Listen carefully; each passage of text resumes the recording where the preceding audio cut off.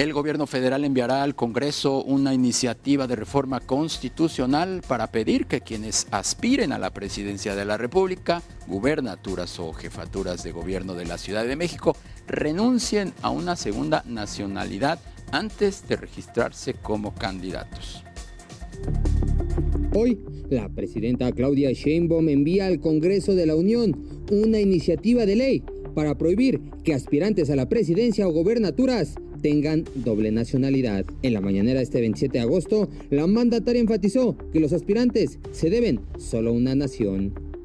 El objetivo es garantizar que toda persona mexicana que desee ser presidente o presidenta de la República, gobernador, gobernadora, jefe o jefa de gobierno, deba ser solo mexicano, no tener ninguna otra nacionalidad. Fue esta semana que a la mandataria le surgió esta idea, que implementa nuevos requisitos. Actualmente en la Constitución no queda claro, y ha habido gobernadores que tienen doble nacionalidad, no queda claro que deben renunciar si tienen otra nacionalidad antes de ser candidato. Y ahora lo que estamos proponiendo es eso, al Congreso de la Unión, que una vez que se inscriban, que es el momento en que desean ser presidenta, presidente o titular del Ejecutivo de alguna entidad de la República, deben renunciar a otra ciudadanía si es que la tienen y solamente quedarse con la nacionalidad mexicana.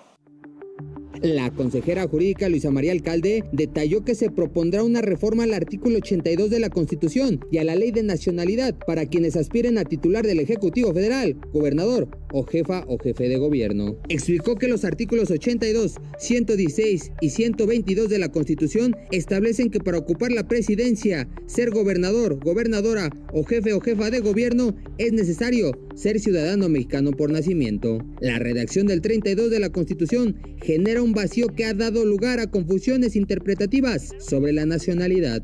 Por ello, se propone reformar el artículo 86 constitucional. Artículo 86. Para ser presidente o presidenta se requiere ser ciudadano o ciudadana mexicana por nacimiento, en pleno goce de sus derechos, hijo o hija de padre o madre mexicanos, no tener ni adquirir otra nacionalidad y en caso de tenerla, renunciar a ella previo a solicitar su registro como candidato o candidata y haber residido en el país al menos durante 20 años. Quien se pronunció sobre esta situación fue Francisco Javier García Cabeza de Vaca, quien fue gobernador con doble nacionalidad y ahora aspira a la presidencia, pese a que tiene en su contra una orden de aprehensión. El coordinador general de Política y Gobierno, Arturo Saldívar, informó que la orden de aprehensión no impide que se registre como candidato. Con imágenes de José Antonio Jiménez Carlos Navarro, Heraldo Media Group. La tasa de desempleo en México llegó en julio al 2.9% de la población económicamente activa, una décima más que la registrada en el mismo mes de 2025. En el séptimo mes del año, la informalidad laboral se ubicó en 56.2% y la subocupación se estableció en 6.7%. El presidente de la Asociación de Bancos de México, Emilio Romano, sostuvo que la banca en nuestro país atraviesa un momento de solidez y fortaleza, con capacidad y disposición para aumentar el crédito. En este escenario resaltó que México todavía tiene una penetración del crédito baja en comparación con nuestros principales socios, por lo que la banca necesita, quiere y tiene con qué prestar más. El Banco de México elevó su expectativa de crecimiento de nuestro país para este año a 1.5% desde el 1.1% anterior. El Instituto Central explicó que pese a la reactivación que mostró la actividad económica en el segundo trimestre del año, mantiene la previsión de una brecha del producto en terreno negativo. Hacia adelante estima que prevalezcan las condiciones de holgura, aunque la recuperación de la actividad será moderada. Por otro lado, la gobernadora del Banco de México, Victoria Rodríguez, aseguró que la postura del Banco Central hacia adelante no está predeterminada, ya que depende de la valoración que se haga del panorama inflacionario, sobre todo ante la presión en los servicios. Dijo que primero se debe corroborar que la formación de precios evoluciona conforme a lo esperado. La ministra de la Suprema Corte de Justicia de la Nación, Yasmín Esquivel, aseguró que el máximo tribunal tiene la responsabilidad de generar criterios que proporcionen estabilidad al mercado normativo, con la finalidad de proteger los principios constitucionales que permitan y potencien el crecimiento económico del país en un entorno de equidad y justicia social. Sobre este tema, la Confederación Patronal de la República Mexicana, la Coparmex, indicó que consolidar el Estado de Derecho es fundamental para ofrecer seguridad jurídica y favorecer un ambiente propicio para la inversión. De acuerdo con Valmex, Casa de Bolsa, la disciplina fiscal se mantiene como condición básica para que nuestro país conserve el grado de inversión en las 3 calificadoras de mayor presencia global. Sin embargo, la firma considera que en el corto plazo no se ve riesgo de que México pierda dicho grado. Por otra parte, Valmex estima que la economía mexicana cerrará el 2026 con un crecimiento de 1.1% y prevé que la falta de recuperación de la confianza empresarial generará un panorama de crecimiento contenido de la inversión en el mediano plazo. Vamos a conversar del tema con Jerónimo Ugarte, economista en jefe de Valmex Casa de Bolsa. Buenas tardes, Jerónimo, ¿cómo estás? Buenas tardes, ¿qué tal? ¿Cómo estás? Muy bien, gracias. Pues el pronóstico de ustedes se ajusta o va en línea del pronóstico de otras casas de bolsa y de grupos financieros. Hay una coincidencia general en el sentido de que pues no hay confianza y que eso está pesando precisamente en el crecimiento del país, el crecimiento económico. Sí, efectivamente, tenemos un crecimiento relativamente contenido. Hay que decir que es un crecimiento mayor que el del año pasado, que creció la economía apenas medio punto porcentual. Entonces, los soportes principales de este crecimiento es el consumo, ¿no? Aunque con cierta moderación en los últimos datos. Tenemos también la parte del sector externo, ¿no? A pesar de que vimos hoy, por ejemplo, un dato deficitario en la balanza comercial, el acumulado del año seguimos teniendo exportaciones mayores a importaciones y esto puede también aportar bastante al crecimiento. Y lo que comentabas, en la parte de la inversión, sí tenemos todavía un entorno donde la inversión pública ya está creciendo, ya observamos un crecimiento, especialmente de la construcción, la parte de maquinaria y equipo también a una tasa más discreta, y lo que no hemos visto es que esto se traduzca en un nuevo ciclo de inversión privada, ¿no? Y aquí, para la inversión, es primordial que haya certidumbre. No tuvimos certidumbre el año pasado por la parte arancelaria, la política comercial de Estados Unidos. Este año también política comercial de Estados Unidos, pero más ligado a lo que se esperaba sobre la revisión del TEMEC. Actualmente ya tenemos un escenario en términos de política comercial un poco más estable y esto podría generar cierto repunte de la inversión privada hacia la segunda mitad del año, pero definitivamente sigue siendo el componente del PIB que está limitando más el crecimiento. Además, recordemos que la inversión es el único componente del PIB que tiene la capacidad de aumentar el crecimiento potencial, ¿no? De aumentar la capacidad productiva del país y por lo tanto es bastante importante que se suscite este repunte. Jerónimo, ¿qué necesita hacer el país y concretamente pues las autoridades para que el gobierno, para que se recupere esa confianza y se pueda echar a andar el engranaje pues del desarrollo que tanto estamos esperando? Creo que parte de las señales por parte de las instituciones públicas se ha dado, ¿no? El hecho de tener un aumento de la inversión pública, tanto en construcción significativamente como en maquinaria y equipo, ya nos habla de que sí se están haciendo, redirigiendo los flujos de capitales necesarios para generar complementariedades con el sector privado y poder fomentar crecimiento. Ahora, lo que se necesita es más una certidumbre que no depende siempre de decisiones del gobierno, ¿no? Como la parte arancelaria, la parte de política comercial, el TEMEC. ¿Qué es lo que pasa aquí? Parece ser que los anuncios cada vez impactan menos al pesimismo, vamos a decir, de los agentes económicos, ¿no? Ya se vio que la situación en términos de aranceles sigue siendo una desventaja comparativa para México. La situación en torno a la revisión del TEMEC, seguimos en el status quo, ¿no? O sea, va a haber revisiones anuales, pero las reglas que se tenían con base en el esquema anterior siguen vigentes, ¿no? Hasta que se termine esta revisión. Entonces, estas son buenas señales para la inversión. El tratado sigue vigente hasta 2036, ¿no? Esto con revisiones anuales, y en cualquier momento que se pongan de acuerdo los tres países en los próximos 10 años, se renueva por otros 16 años, ¿no? Entonces, sí hay ya señales mucho más claras de una continuidad de la relación comercial, especialmente con Estados Unidos, y esto es lo que más creemos que vaya a impulsar el desempeño de la inversión privada. Ahora, por el lado del gobierno, yo te diría, aquí hay un trade-off, un contrapeso muy importante en la parte de finanzas públicas. El gobierno tiene que lograr la consolidación fiscal, pero por otro lado también aumentar la inversión. Entonces, si nosotros vemos, por ejemplo, los datos de gastos presupuestarios a junio, vemos que los gastos han aumentado, pero no han aumentado por una mayor inversión, han aumentado principalmente por mayores pagos por servicios personales, por subsidios, transferencias.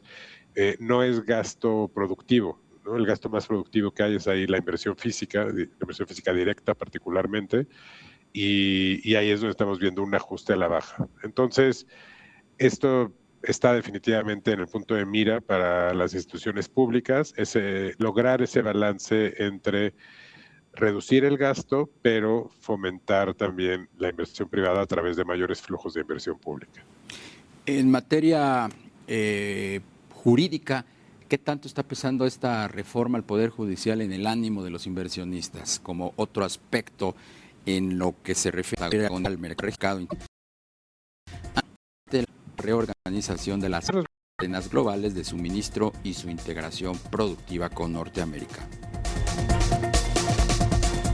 En julio, la información oportuna de comercio exterior de nuestro país registró un déficit comercial de 848 millones de dólares. El dato se originó de una reducción en el superávit de la balanza de productos no petroleros y de un mayor déficit de la balanza de productos petroleros. Para los primeros 7 meses del año, la balanza comercial presentó un superávit de 9.255 millones de dólares. De acuerdo con especialistas, en México solo 3 de cada 10 alumnos que ingresan a primaria concluyen una licenciatura. Con el inicio de un nuevo ciclo escolar, millones de niñas, niños y adolescentes regresan a las aulas.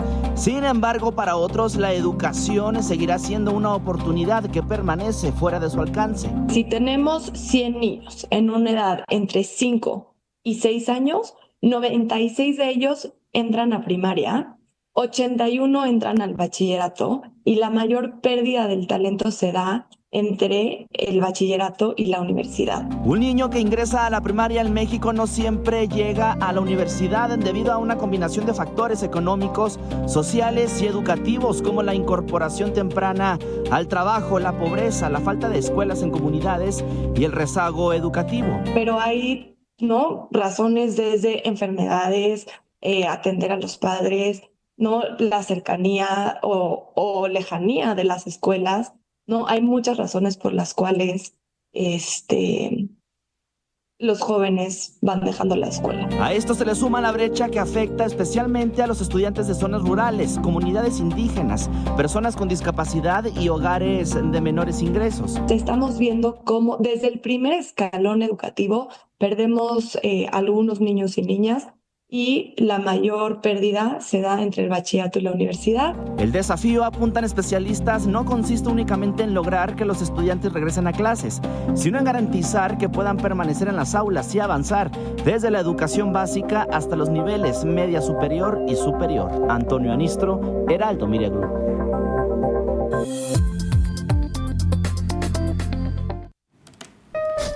En pensiones representa el 72% de la recaudación del impuesto sobre la renta. Sobre este tema nos hablará hoy Michelle Bermúdez, economista y analista política. ¿Cómo te va, Michelle? Muy buenas tardes, bienvenida. Hola, buenas tardes, gusto en saludarte a ti y a todo el auditorio, Darío. Y pues sí, hoy tenemos este tema de las pensiones. La verdad es que es un tema sumamente importante y un tema, la verdad, muy interesante. Precisamente hace unos días un estudio de Banco Base revelaba que en el primer semestre del 2026 el gasto en pensiones, tanto las contributivas como las no contributivas, representó el 72% de la recaudación del ISR.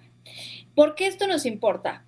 Primero que nada porque es una proporción gigantesca, ¿no? Estamos hablando realmente de una proporción muy amplia en la que tenemos que, pues, ciertamente poner mucha atención. Y lo segundo es que ha sido un crecimiento muy acelerado en un rango de tiempo muy corto.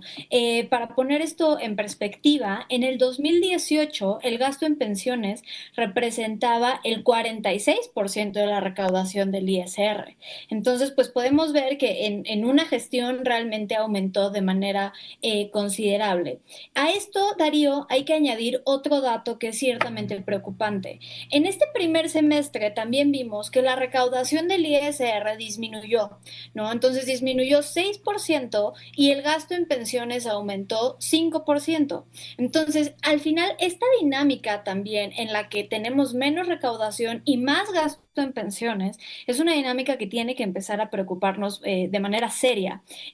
¿Por qué está motivado en gran medida este aumento en las pensiones? Pues bueno, naturalmente el aumento principal, ¿no? El decrecimiento más exacerbado, por así decirlo, está en las pensiones no contributivas. Y otra vez, para ponerlo en perspectiva, en el 2018 estas pensiones no contributivas representaban el 1.1% de la recaudación del ISR. Y al 2026, insisto, en este primer semestre, representan el 10%. Estamos hablando de un crecimiento, insisto, sumamente acelerado y las pensiones empiezan a ocupar pues un espacio muy importante de la recaudación federal, ¿no? ¿Qué pasa con esto? Las pensiones, Darío, sin duda alguna son un derecho que tiene que existir, son un derecho correcto. Todo el mundo debe tener acceso a un retiro digno, ¿no? Pero ¿qué pasa? Que este ejemplo nos deja ver con mucha claridad por qué hemos sido tan insistentes en este espacio en la necesidad de políticas públicas integrales. Porque podemos tener un derecho que ciertamente es correcto, un derecho que se tiene que reconocer y lo más importante, que se tiene que garantizar, pero si no tenemos un entorno político y económico en lo general que permita el ejercicio de ese derecho, pues nos vamos a ver en problemas, ¿no? En otras palabras, ¿qué pasa? Tenemos una economía que no está creciendo, que está creciendo a un ritmo de 0 y vemos que al mismo tiempo pues tenemos este derecho que está ocupando más espacio en las finanzas públicas. Entonces, ya partimos del supuesto de que garantizar estas pensiones es lo correcto, pero ¿cómo vamos a hacer para que esto sea sostenible a largo plazo, ¿no? Por eso es tan importante que pongamos mucha atención, insisto, en las políticas económicas, en las políticas de crecimiento que tiene que desarrollar el Estado para que pueda haber un crecimiento mayor, por ende una mayor recaudación, por ende finanzas públicas, más sanas, para que efectivamente estos derechos que hoy están en la Constitución y que es maravilloso que lo estén, puedan efectivamente ejercerse. Esto es muy importante de manera muy enfática en estos días, siendo que pues estamos ya a días otra vez de volver a ver la presentación ahora del paquete económico para el 2027. Entonces, pues esta presentación se dará en los primeros días de septiembre y veremos pues cómo viene precisamente esto, ¿no? ¿Cuáles son las estimaciones de crecimiento? ¿Cómo está asignado el gasto? ¿Cómo se estima la recaudación? Y pues bueno, Darío, insisto, esto es algo muy importante. Tenemos que cuidar ese crecimiento. Eso no quiere decir bajo ninguna circunstancia que ya no haya pensiones porque no nos alcanza. No, pero sí quiere decir que hoy estamos viendo síntomas y cifras que nos permiten ver y entender que tenemos que poner más atención y que tenemos que ser más estrictos en nuestras políticas de crecimiento, en nuestros proyectos de inversión, proyectos productivos de corto, mediano y largo plazo, para que esto no se convierta pues en un problema que dé como resultado al final que haya un recorte en los servicios que da el Estado y que además pues estas pensiones no se puedan ejercer de la manera correcta. Pues un gran tema de las pensiones que va pues trascendiendo sexenios tras sexenios, dependiendo y sin importar el color del partido en el gobierno. Muchísimas gracias, Michelle Bermúdez, economista y analista política. Gracias, hasta luego. Hasta pronto. Quiero recordarle que puede seguirnos en nuestras redes sociales. En Instagram y en Facebook nos encuentra como Heraldo Televisión. En X estamos como @heraldo_TV. No se vaya, vamos a hacer una pausa, pero regresamos con más a Tiempo de Negocios. Vamos con los indicadores financieros presentados por Value. La tasa de interés interbancaria a 28 días se mantuvo sin cambios para ubicarse en 6.75%, mientras que los CETES a 28 días bajaron 0.02 puntos y se ubicaron en 6.13%. El índice de precios y cotizaciones de la Bolsa Mexicana de Valores se situó en los 66.191 puntos, con una caída de 0.15%. El FTSE Viva alcanzó los 1.335 puntos. Que haya un recorte en los servicios que da el Estado y que además pues estas pensiones no se puedan ejercer de la manera correcta. Pues un gran tema de las pensiones que va pues trascendiendo sexenios tras sexenios, dependiendo y sin importar el color del partido en el gobierno. Muchísimas gracias, Michelle Bermúdez, economista y analista política. Gracias, hasta luego. Hasta pronto. Quiero recordarle que puede seguirnos en nuestras redes sociales. En Instagram y en Facebook nos encuentra como Heraldo Televisión. En X estamos como @heraldo_TV. No se vaya, vamos a hacer una pausa, pero regresamos con más a Tiempo de Negocios. Vamos con los indicadores financieros presentados por Value. La tasa de interés interbancaria a 28 días se mantuvo sin cambios para ubicarse en 6.75%, mientras que los CETES a 28 días bajaron 0.02 puntos y se ubicaron en 6.13%. El índice de precios y cotizaciones de la Bolsa Mexicana de Valores se situó en los 66.191 puntos, con una caída de 0.15%. El FTSE Viva alcanzó los 1.335 puntos, con una disminución de 0.18%. En el ámbito internacional, el Dow Jones se ubicó en 53.463 unidades, con una caída de 0.21% para alcanzar 26.130 unidades, y en Brasil Bovespa aumentó 586 puntos. En el tipo de cambio, el dólar al menudeo se mantuvo sin cambios para cotizar en 17.35 pesos. Al mayoreo subió 0.07% a 16.95 pesos, mientras que el dólar fix aumentó 0.12% a 16.96 pesos. El euro bajó 0.15% y se vendió en 19.76 pesos, y la libra esterlina cayó 0.35% para ubicarse en los 23.05 pesos. En el mercado accionario, Axtel subió 8%, Controladora Axtel avanzó 7.57% y también hay caídas importantes. Vitro A cayó 4.76%, Upside México 2.54% y Orbia 2.02%. Estos fueron los indicadores dados por Value. Estás viendo Tiempo de Negocios con Darío Celis.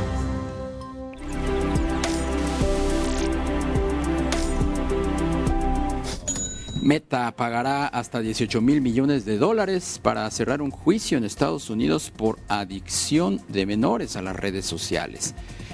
El acuerdo también limitará Facebook e Instagram para adolescentes con 2 horas diarias de uso y bloqueo nocturno. Sobre este gran tema nos habla hoy nuestro colaborador Guillermo Pérez Bolde, director de la agencia Mente Digital. ¿Cómo te va, Guillermo? Muy buenas tardes. ¿Cómo estás, Darío? Pues este tema yo creo que ya lo veíamos venir, pero ahora sí cayó de golpe. ¿Qué está haciendo Meta con esta situación? Está pagando, sí, $18,000 millones, pero en realidad lo que está haciendo es evitar ir al juicio. Ir a un juicio en donde seguramente lo van a declarar culpable. Entonces lo que está haciendo es pagando para no llegar a esa instancia. ¿Y por qué? No nada más por un tema de ego de decir no soy culpable, sino porque tiene otros juicios pendientes relacionados a lo mismo en la Comunidad Europea, porque lo están acusando de la misma situación, pero ahora en otros juicios en la Unión Europea. Si llega a declarársele culpable, esto podría sentar un precedente y lo podrían declarar culpable también allá, y entonces las multas se le vendrían como avalancha. Ahora, el hecho de evitar el juicio también le ayuda a que en la bolsa de valores y las accionistas no se le vayan encima a Meta, porque cuando se anunció que iba a ir a juicio, las acciones de Meta se desplomaron, y en cuanto dijeron que ya no iba a haber juicio, volvieron a subir. Entonces, es una situación que va a seguir sucediendo, y pues están encontrando la manera de solucionarlo. Esos $18,000 millones, que a pesar de ser muchísimo dinero, para Meta es una cantidad mínima, considerando todas las pérdidas que podría tener si llegan a un juicio de este tipo. No, pues implicaría el principio del fin de la empresa, tan sencillo como eso. Y sí, exactamente. Se están curando en salud definitivamente, porque el que se dé ese mecanismo de discovery, que es te sentamos en la silla de los acusados y nos tienes por ley que abrir toda tu información, significaría multimillonarias pérdidas. Esos $18,000 es como arrancarle un pelo al gato, en este caso para Meta, ¿no? Exactamente, cuando sus cotizaciones en bolsa crecen y crecen cada año, y así han crecido desde los últimos 5 o 6 años, cada vez que hay una situación de riesgo en donde Meta tiene la amenaza de ir a juicio, sus acciones se caen. Entonces, en este caso, esos $18,000, la verdad es que fue como pagar un fee solamente por evitar el problema y seguir adelante. Y sobre todo, no sentar un precedente para que en los siguientes juicios que está a punto de enfrentar en la Unión Europea y en otros lugares, pues no le siente un precedente para que le afecte, y ahí sí lo puedan declarar culpable. Vamos a ver en los que siguen cómo resulta, y si logran hacer también lo mismo de pagar antes de que los declaren culpables o inocentes. Esta orden a la que se somete Meta de pues reducir los tiempos en cuanto a sus plataformas, exponiendo a los menores de edad, ¿qué tan rápido se puede replicar en el caso de México, en Instagram y en Facebook? Bueno, yo creo que esa es una práctica que Facebook va a instaurar dentro de su plataforma, porque aunque esto aplica únicamente para los estados de la Unión Americana, también puede aplicar ya como una regla de negocio de la plataforma en prácticamente cualquier parte del mundo. Entonces, probablemente veamos que esto aplique en México, estas restricciones en cuanto al tiempo y estas limitaciones, sobre todo en el uso para menores de edad. Meta ya tiene restricciones para el uso para menores de edad, pero recordemos que los chicos pues a veces tienen más conocimiento de la tecnología que los propios papás o los maestros, y pues le dan la vuelta, y las restricciones parentales y todo ese tipo de cuestiones pues se las brincan. Entonces veamos qué sucede ahora con estas nuevas disposiciones, a ver si realmente tienen un impacto en la juventud y más en México. Guillermo Pérez Bolde, director de la agencia Mente Digital, muchísimas gracias por el comentario. Gracias, Darío. Buenas tardes. Buenas tardes. El gobierno de la Ciudad de México presentó la estrategia Pacto Digital para regular el uso de teléfonos celulares y dispositivos electrónicos en las escuelas públicas del país.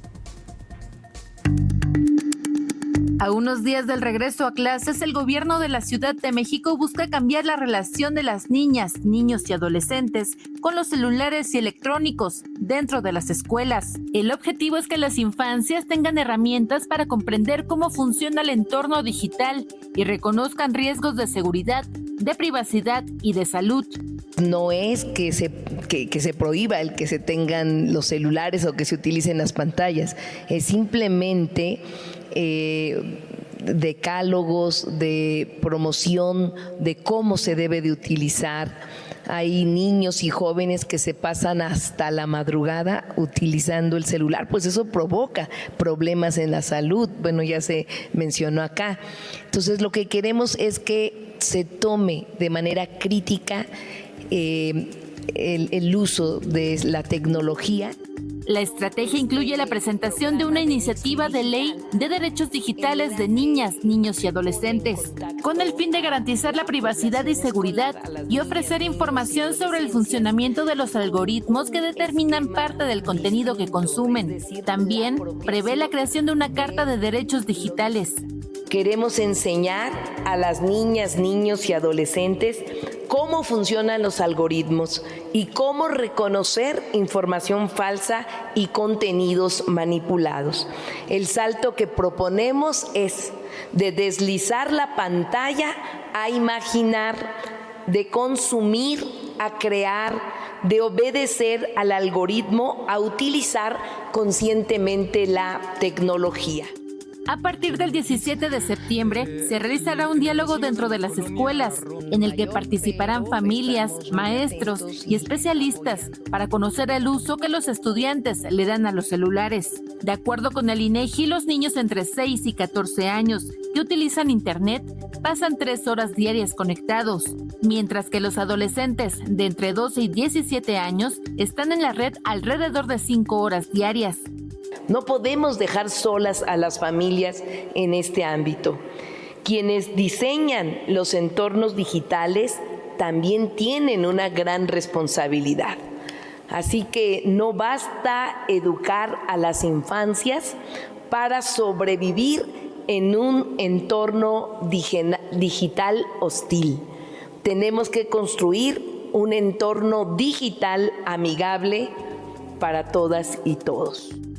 Autoridades y especialistas coinciden en que el desplazamiento infinito de las aplicaciones, la reproducción automática y las notificaciones afectan el sueño, aumentan la ansiedad, el aislamiento o la baja autoestima. Sin embargo, el uso responsable y consciente de pantallas puede convertirse en una herramienta para aprender, crear y comunicarse. Karina Palacios, Heraldo Media Group.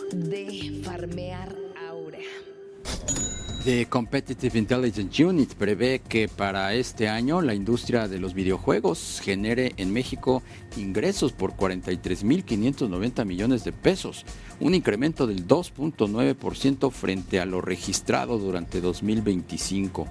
La consultora señaló que la recuperación del dinamismo en la industria se debe al crecimiento de los videojugadores a través de smartphones.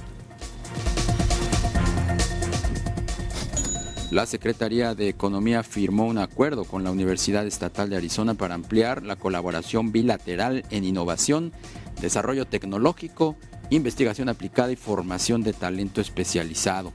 La dependencia señaló que esta alianza permitirá impulsar proyectos conjuntos y facilitar la vinculación entre empresas mexicanas y el ecosistema tecnológico de Arizona, considerando uno de los polos relevantes de Estados Unidos en manufactura avanzada. Soriana cerrará 20 tiendas y reducirá el tamaño de otras 60 durante 2026, principalmente hipermercados. La cadena busca mejorar su rentabilidad con unidades más eficientes y destinar parte del espacio liberado a rentas comerciales.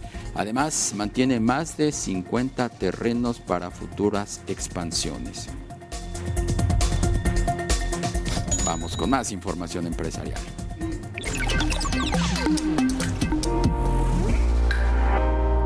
Valle reunió aproximadamente a 34 empresas para acelerar la transición hacia energías renovables en México. Durante la primera edición de Green Bridge LATAM, los aliados comerciales también detallaron los modelos de contratación eficientes y esquemas financieros posibles para acelerar la adopción de la electricidad renovable. El fabricante de chips Nvidia está negociando una inversión multimillonaria en Perplexity AI, una de las principales startups de búsqueda y agentes de inteligencia artificial, lo que elevaría la valoración de esta última por encima de los $30 mil millones. De concretarse este acuerdo, la valoración de la startup aumentaría un 50% en comparación con los $20 mil millones en los que fue tasada un año atrás. En la Cámara de Diputados fue presentada una iniciativa para reformar la ley que regula las sociedades de información crediticia, es decir, a los burós de crédito. Plantea reducir de 6 a 3 años los plazos relacionados con los historiales crediticios negativos. Para conversar sobre el tema, saludo a Ricardo Mejía Verdeja. Él es diputado federal del Partido del Trabajo y presidente de la Comisión de Transparencia y Anticorrupción en la Cámara de Diputados. Bienvenido, Ricardo, ¿cómo te va? Bien, Darío, gracias, y gracias a El Heraldo de México. Pues sí, efectivamente ya tenemos un rato en la legislatura presionando para que podamos modificar esta ley y se pueda cambiar el régimen del buró de crédito para facilitar las segundas oportunidades financieras, la inclusión financiera y el acceso al crédito de millones de mexicanos, que como todos sabemos estuvo el COVID, ha habido luego problemáticas que la gente no quiere, pero a veces se atraviesan y caen en insolvencia temporal, pero cuando se regularizan, cuando pagan y quieren volver a abrir un horizonte de oportunidades crediticias, les dicen no porque ya estás en el buró. ¿En qué consiste esta iniciativa? Lo que buscamos es reducir de 72 a 36 meses el plazo para el historial negativo. No se trata de premiar el no pago. Tú ya pagaste, ya que en 36 meses te borren tu historial negativo y puedas tener nuevamente la posibilidad de acceder al crédito.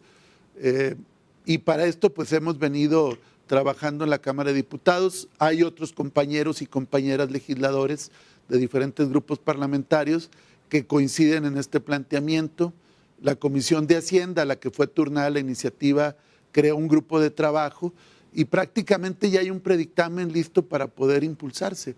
Pero nos ganó el tiempo en el anterior periodo, Darío, pero también sigue habiendo resistencias, hay que decirlo.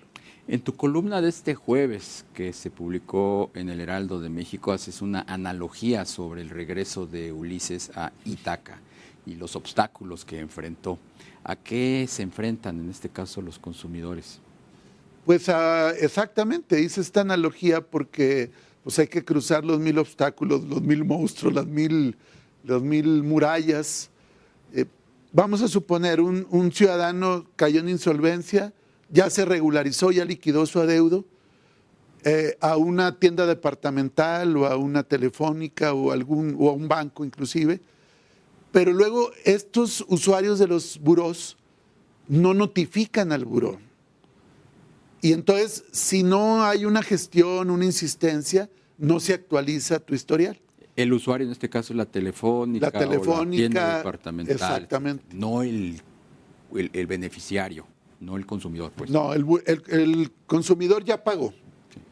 Pero el usuario del buró, el banco, la tienda, la telefónica, no le avisa al buró que fulanito de tal ya pagó.